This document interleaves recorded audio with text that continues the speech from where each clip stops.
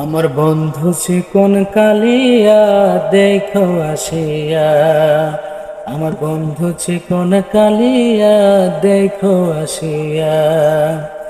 আমি কেমন আছি পরের ঘরে তোমার পাশরিয়া, আমি কেমন আছি পরের ঘরে তোমার পাশরিয়া দেখো আসিয়া। আমার বন্ধু চিকন কালিয়া দেখো আসিয়া।